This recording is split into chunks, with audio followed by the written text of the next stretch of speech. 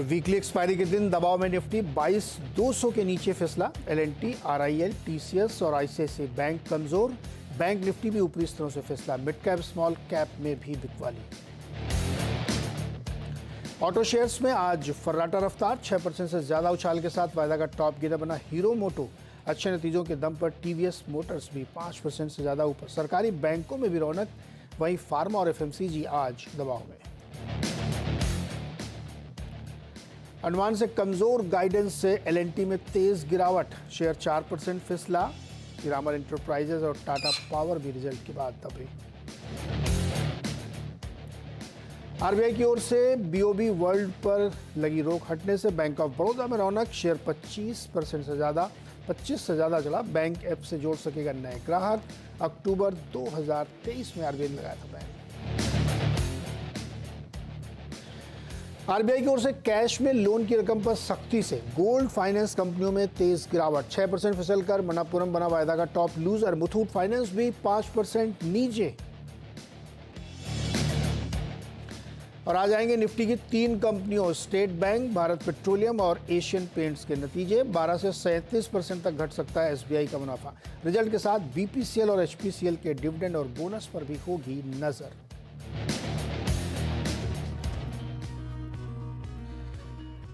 तो आज के मेहमान है राजेश सातपुते जी। उनसे आपके सवालों के जवाब दिलवाएंगे। और इस बीच मार्केट में गिरावट बढ़ती जा रही है।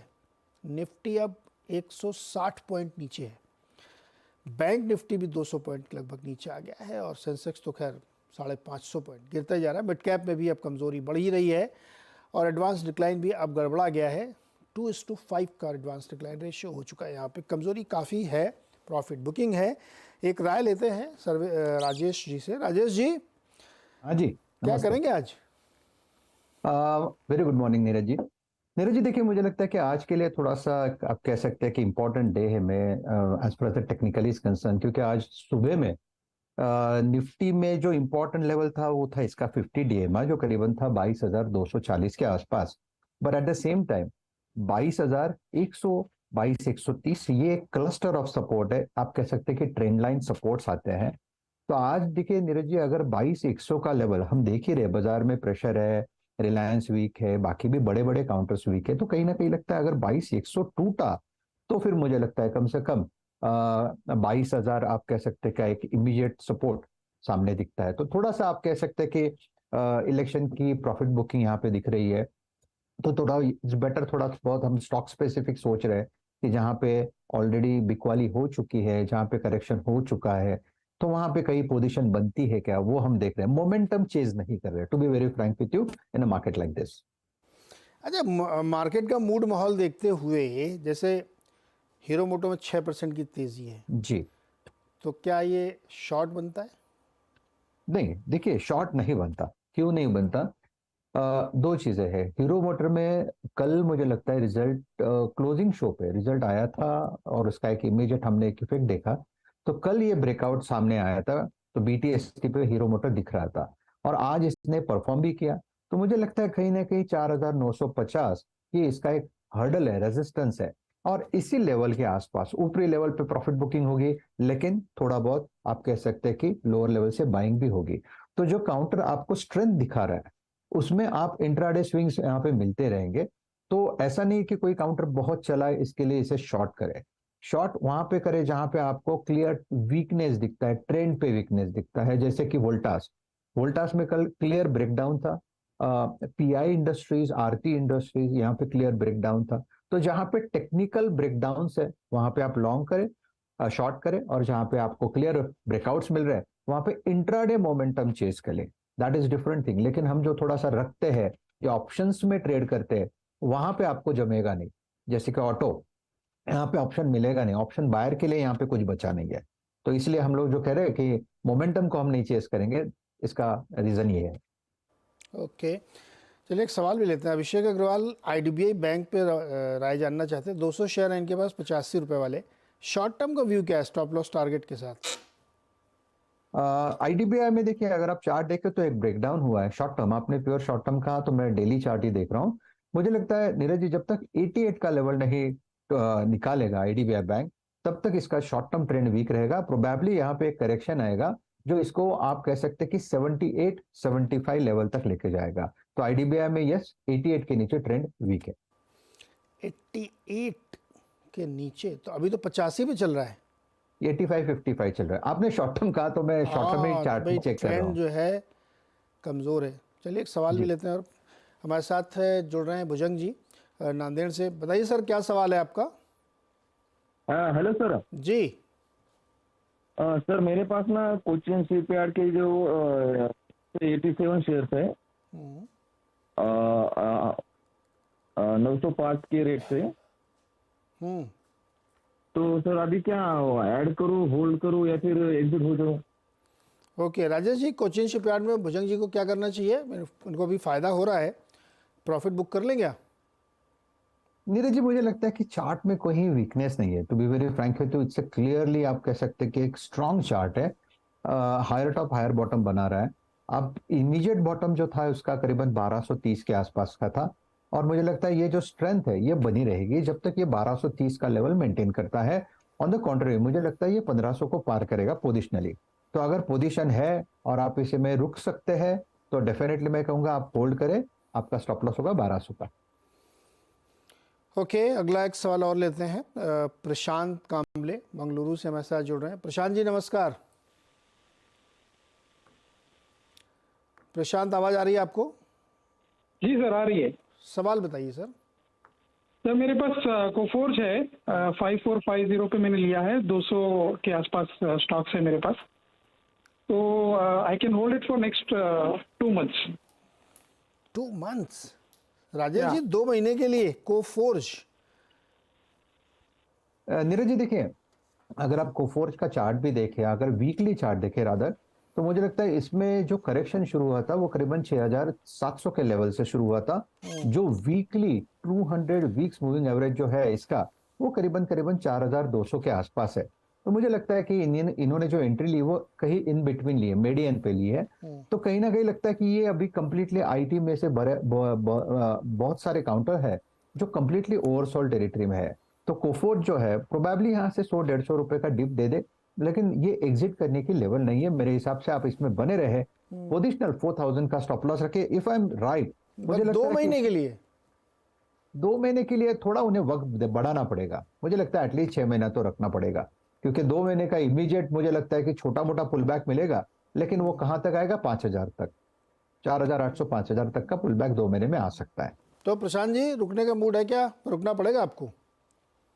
होल्ड कर सकते हैं, ठीक है। हाँ इसलिए भी क्योंकि फंडामेंटली जो है अभी जब इसके नतीजे आए थे तो मैनेजमेंट ने 2 काम किए। एक तो गाइडेंस नहीं दिया था, दूसरा उन्होंने एक कंपनी खरीदी है सिग्निटी टेक्नोलॉजीज, वो भी लिस्टेड है।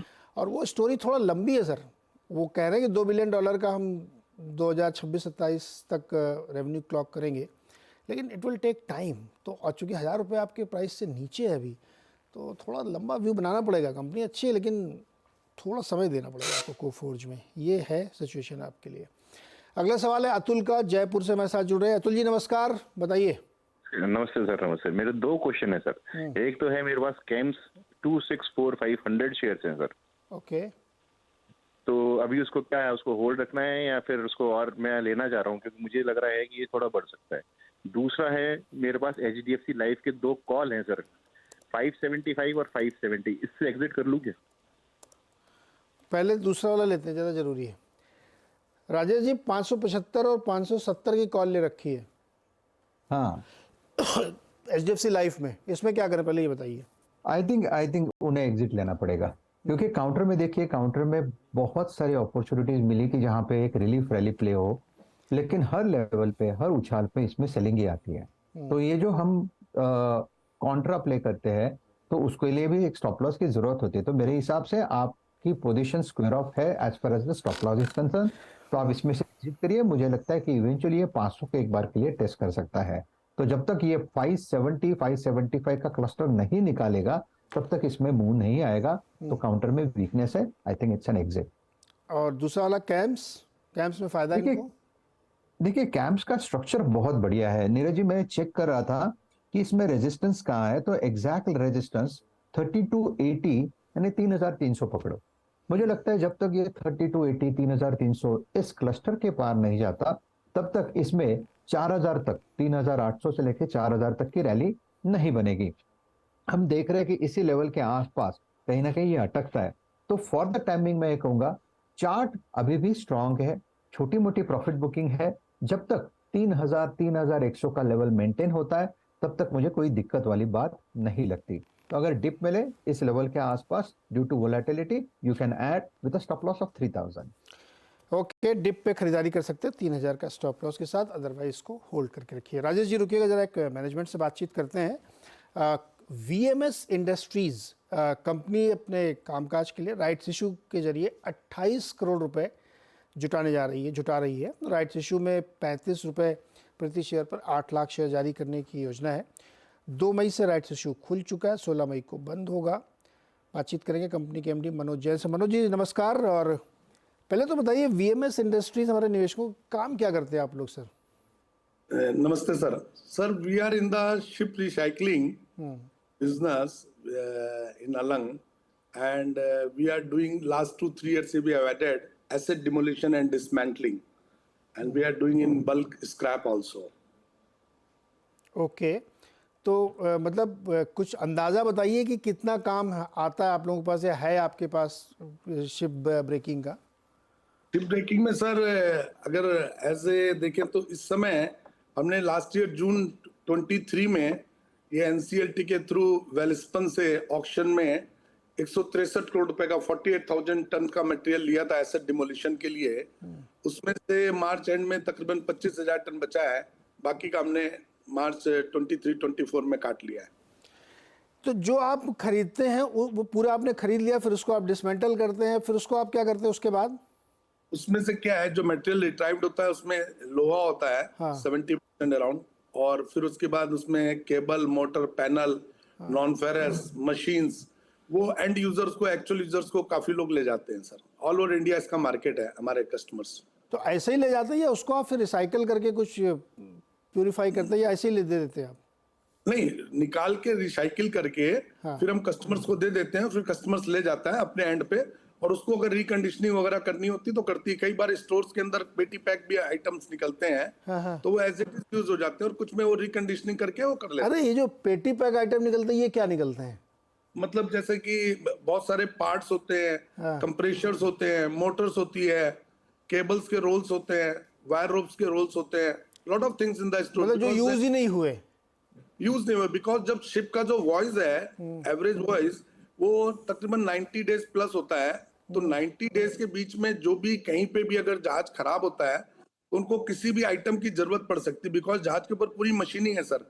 तो उस मशीन का पार्ट निकालना, रिप्लेस करना, क्योंकि दरिया के बीच में तो कोई मेंटेनेंस होगी नहीं, तो उसके लिए they are keeping the stores also. Okay, अच्छा ये राइट्स इशू जो लेके आ रहे हैं इसका क्या इरादा है? Sorry sir? अरे जो राइट्स इशू आपने खुला हुआ है इसका क्या इरादा, क्या प्लान्स है आगे? इसके अंदर क्या है कि सर 18 करोड़ रुपए वर्किंग कैपिटल में रहेगा, और बाकी का 7 करोड़ रुपए जनरल पर्पस है, और बाकी का आईपीओ का एक्सपेंसेस है राइट इशू के। अच्छा, ये सब खर्च करेंगे।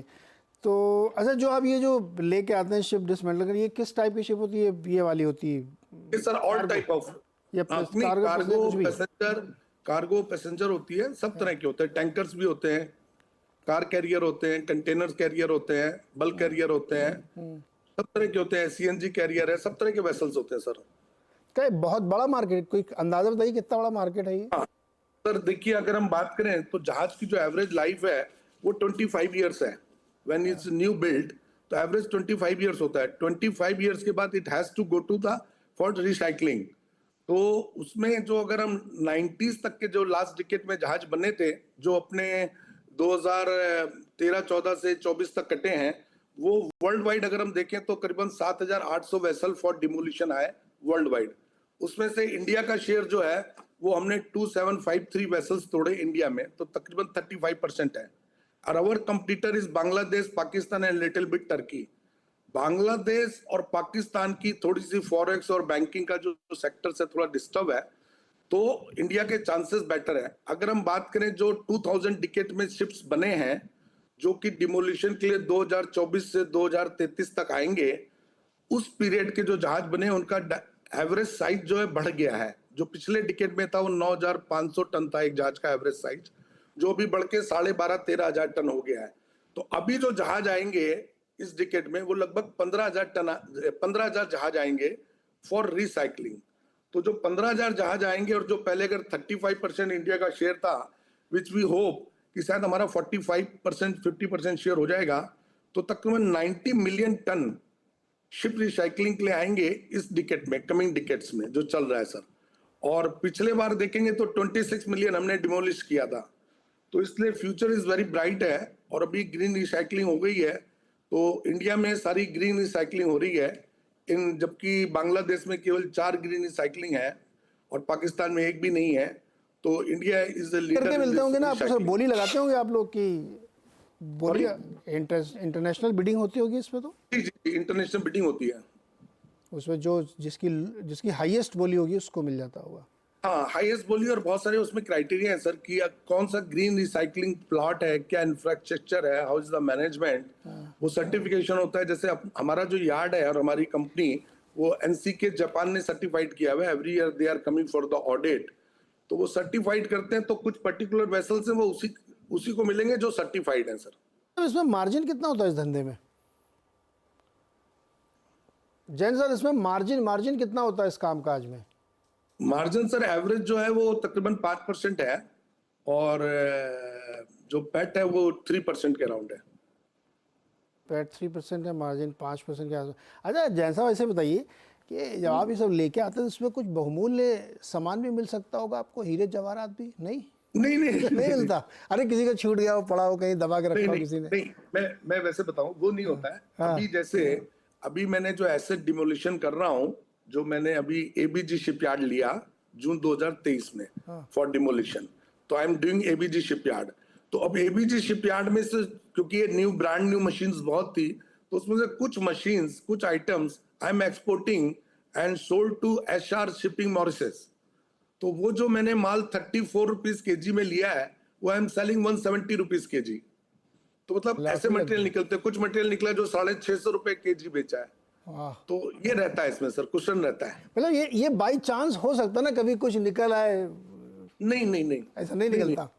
नहीं, ऐसा नहीं निकलता। बट उसके अंदर जो नॉन फेरस निकलता है, केबल है, मोटर है, पैनल है, उसकी हमारी असेसमेंट होती है और उस बेसिस पे ही बिडिंग करते हैं हम लोग। ओके नहीं, बहुत बहुत शुक्रिया सर। मैं तो ऐसे अंदाजे से पूछा था कि हो सकता कभी लॉटरी लगी जाए कि दबा के किसी ने रखे हो। नहीं, लॉटरी वैसे ठीक है इंडस्ट्री, पर वैसे नहीं, आई नो, जोकिंगली पूछ रहा था मैं। बहुत बहुत शुक्रिया सर जैन साहब हमारे साथ जुड़ने के लिए, और शुभकामनाएं आपके राइट्स इशू के लिए। Thank you sir, thank you, so nice of you. तो ये थी वीएमएस इंडस्ट्रीज जो एक राइट्स इशू लेके आए हैं, और 16 मई को बंद होगा ये। चलिए वापस आते हैं अब हम राजेश जी के पास। विश्वजीत मिश्रा जी भुवनेश्वर से हमारे साथ जुड़ रहे हैं, पेटीएम पे सवाल पूछना चाहते हैं। विश्वजीत जी बताइए क्या सवाल है पेटीएम पे? Sir good morning. Good morning. Paytm पे मेरा 400 शेयर है, मतलब 320 के शेयर है और 457 का प्राइस है। तो उसका क्या स्ट्रेटेजी अभी कर सकते हैं? तो अभी तो नीचे जा रहा है वो 457 ना? हाँ जी। ओ अभी चल रहा 333। राजेश जी पेटीएम में क्या किया जाए? मुझे लगता है ये नीचे चल रहा है, नहीं नीचे ही चल रहा है। कहीं यहाँ पे कहीं रेस्पाइट नहीं है, कहीं एग्जिट अपॉर्चुनिटीज नहीं है, कहीं अच्छी रैली नहीं है, कहीं रिलीफ नहीं है। तो मुझे लगता है काउंटर में ऐसी कोई बड़ी तेजी नहीं होगी। रही बात आज की, तो देखिए आज 300 310 ये कहीं ना कहीं एक आप कह सकते कि एक सपोर्ट है, डबल बॉटम सपोर्ट है, जो करीबन अगर आप 6 मंथ टाइम फ्रेम पे देखते हैं तो इस लेवल के आसपास थोड़ा बहुत संभल सकता है। लेकिन कहाँ तक रिलीफ मिलेगा, तो मुझे लगता है 410 तक का एक रिलीफ आ सकता है। तो फॉर द टाइमिंग मैं आपको यही कहूंगा कि आप थोड़े से बने रहे, क्योंकि एक रिलीफ रैली प्रे फिलहाल चल रहा है। लेकिन एक बात मैं क्लियर कहता हूँ कि यहाँ पे ऐसा मैं नहीं कहता कि इसमें बहुत बड़ी रैली आएगी। जब तक कुछ बड़ा होगा नहीं तब तक इसमें बड़ी मूव मिलेगी नहीं। कुछ अच्छा न्यूज नहीं आता तब तक इसमें बड़ा मुंह आने की संभावना बहुत कम लगती है। बेच के निकलने क्या नुकसान उठा लें? हाँ 400 मुझे लगता है 380 400 ये अगर आपको रेंज मिल जाए, कहीं किसी कारणवश कहीं मोमेंटम मिल जाए तो ये निकल जाइए आप उसमें से। तो मिश्रा जी उछालों पे निकलने की राय है इसमें से, पेटीएम में से। अगला सवाल है रमेश कुमार का दिल्ली से। रमेश जी नमस्कार।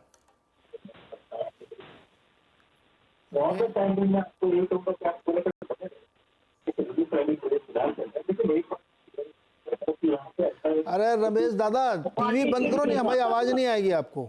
एकदम टीवी का वॉल्यूम म्यूट पे डाल दो और उसके बाद बात करो हमसे। नहीं, वो बिजी है उसमें, अब इनका क्वेश्चन छोड़ देते हैं। नेक्स्ट क्वेश्चन की तरफ चलते हैं हम लोग। और गणेश सोनी हमारे साथ जयपुर से। गणेश जी नमस्कार सर, पूछिए।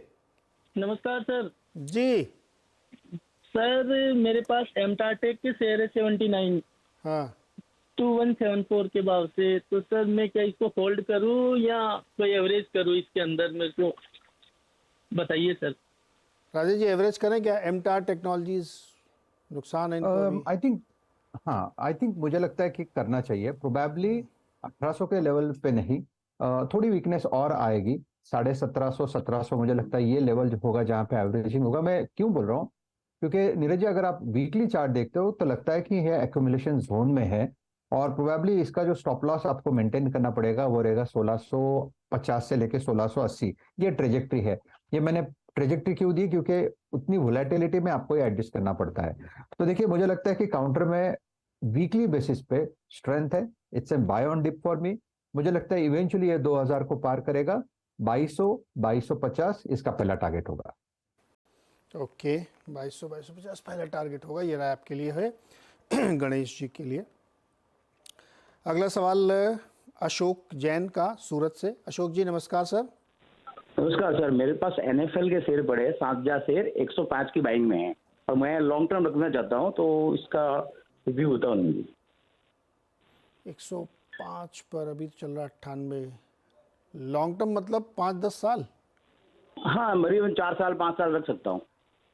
राजेश जी 5 साल तक रखें क्या एनएफएल को?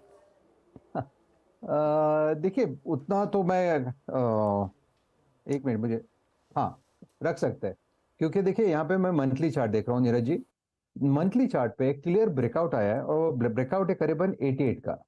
88 के ब्रेकआउट के हिसाब से अगर आप देखें तो इसका टारगेट बनता है कम से कम 150 रुपए, 140 to 150 का इसका आप कह सकते हैं कि 4 to 5 जो वो कह रहे हैं वो टारगेट बनेगा आपका। तो डेफिनेटली मैं ये कहूंगा आप बने रहे, लेकिन स्टॉप लॉस क्या होगा? देखिए ब्रेकआउट हुआ है 90 के आसपास, तो 90 का अगर ब्रेकआउट है तो 80 का आपका स्टॉप लॉस होगा। इस वोलेटिलिटी में आप 92 का लेवल भी देखोगे तो 80 के स्टॉप लॉस के साथ आपको बने रहना है। जैसे आपने कहा 5 साल में रख सकता हूँ, 140 150 5 साल का टारगेट होगा। अच्छा, जैन साहब की तरफ से मेरा एक सवाल, अगर हाँ मान जी। लो हमको फर्टिलाइजर ही बहुत पसंद है जी, तो एनएफएल की को बेच के कोई दूसरा ले सकते हैं क्या जो इससे बढ़िया प्रदर्शन करे? देखिए फर्टिलाइजर स्टॉक्स तो मुझे बहुत सारे अच्छे लगते हैं। उसमें से एक जो फर्टिलाइजर स्टॉक मेरे रडार पे आया है वो है चंबल फर्टिलाइजर। F&O में चलता है ये, और कल मुझे लगता है परसों इसका रिजल्ट था, कल इसमें एक रिकवरी देखी, और जो पैटर्न पैन आउट हो रहे हैं नीरज जी, मुझे लगता है ये 380 के नीचे इमीडिएट नहीं जाएगा, और ऑन द कॉन्ट्ररी मुझे लगता है इसका टारगेट 500 550 के आसपास का रख के शॉर्ट टर्म के लिए काम हो सकता है। तो एक फर्टिलाइजर स्टॉक जो मुझे अच्छा लगता है as a trading point of view, as a short term investment point of view, वो है Chambal fertiliser. Okay, Chambal fertiliser 380 के नीचे नहीं जाएगा, ऊपर जा सकता है। राजेश जी को पसंद है ये। राजेश जी बहुत बहुत शुक्रिया जुड़ने के लिए, बातचीत करने थैंक यू नीरज जी। तो ये स्थिति है बाजार की, और बाजार में कमजोरी बढ़ ही रही है, एडवांस डिक्लाइन और ख़राब हुआ है। बहरहाल छोटा सा एक ब्रेक लेते हैं, इसके बाद आपकी मुलाकात होगी खिलाड़ियों से, खिलाड़ी नंबर 1 में।